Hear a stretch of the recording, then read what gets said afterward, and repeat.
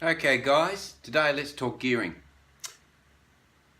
Sometimes gearing gets people quite emotional. I talk about harden the F up, just get fitter.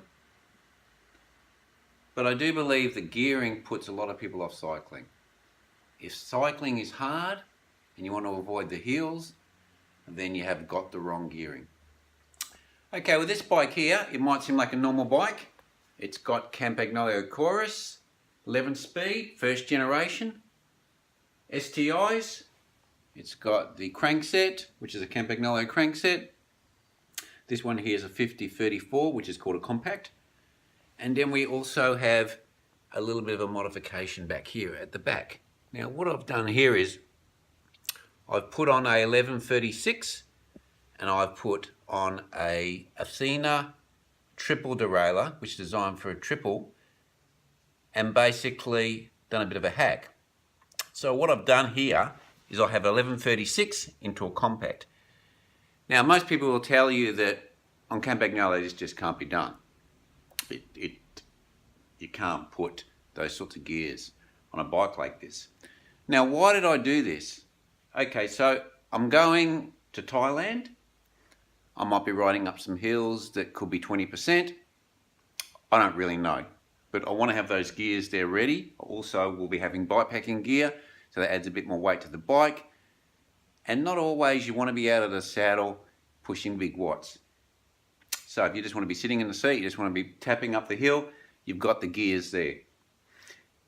Even some people argue easier gears can be put on. And that can be done. You can use this thing that's made by Wolftook, a road link, which goes in here. I haven't gone that far in this bike yet. We'll have to see.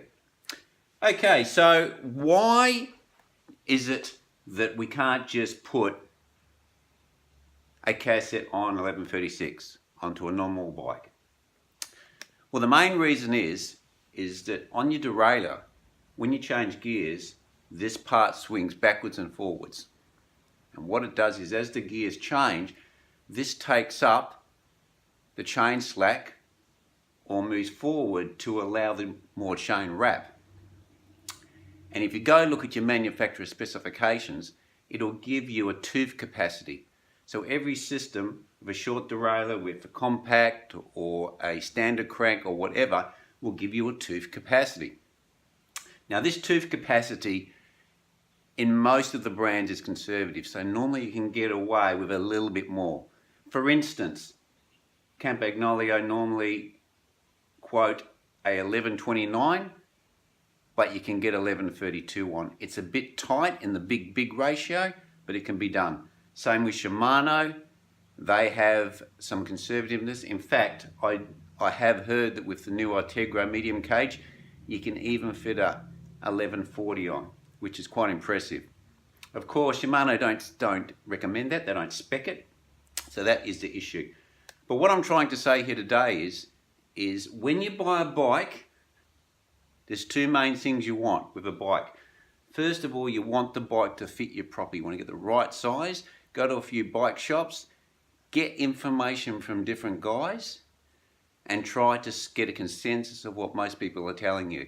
Because like everything, you have car salesmen, you have bike salesmen, and they want to move stock. And they might have a bike on the floor that they want to move more than they want to move another bike. So that's what you need, that's what you're dealing with, especially if you don't know what you're looking for. So bike fit is a big thing. You need to make sure that the stem here, the height, the frame size can adapt to your physical shape. Because when you're riding, even if you only ride 10 Ks, you usually be on the bike for half an hour. That's sitting in one position half an hour.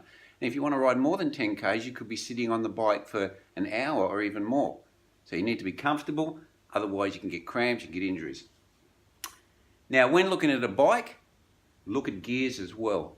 You want to have easy gears, especially if you're new to cycling. You want to be able to pedal easy, even up hills, not just on the flat, not just riding around the park, not just riding around the river.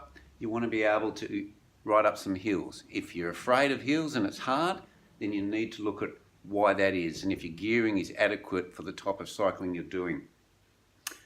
I would personally look as a minimum for an entry-level road bike, an enduro bike which normally comes with at least 1132 cassette with a compact on front. There is some bikes coming out now with subcompacts. They're quite rare. Subcompacts have even a smaller ring on the front. I'll just leave the video there. I just wanted to show you my adaptation which I had done, and I'm a reasonably fit cyclist and I'm putting very easy gears on. Some people may have a chuckle at my gears, and I have had that.